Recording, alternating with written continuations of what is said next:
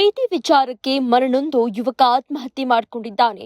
ಆದರೆ ಪೋಷಕರು ಇದನ್ನ ಕೊಲೆ ಅಂತ ಹೇಳಿ ಆರೋಪ ಮಾಡ್ತಿದ್ದಾರೆ.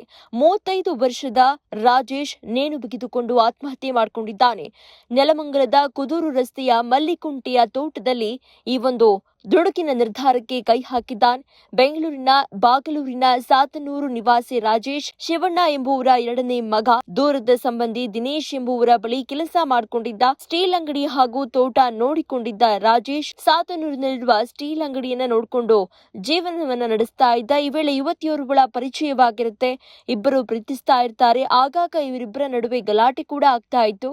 ನಿನ್ನೆ ದಿನೇಶ್ಗೆ ಸೇರಿದ್ದ ಕುದೂರಿನಲ್ಲಿರುವ ತೋಟಕ್ಕೆ ಬಂದಿದ್ದ ರಾಜೇಶ್ ಪ್ರೀತಿಸಿದವಳ ಟಾರ್ಚರ್ ತಾಳಲಾರದೆ ಆತ್ಮಹತ್ಯೆ ಮಾಡಿಕೊಂಡಿದ್ದಾನೆ ಎನ್ನುವಂತಹ ಆರೋಪ ಕೇಳಿ ಬಂದಿದ್ದು, ಈ ಒಂದು ಆರೋಪಕ್ಕೆ ಪುಷ್ಟಿ ನೀಡುವಂತೆ ಡೆತ್ ನೋಟ್ ಕೂಡ ಪತ್ತೆಯಾಗಿದೆ.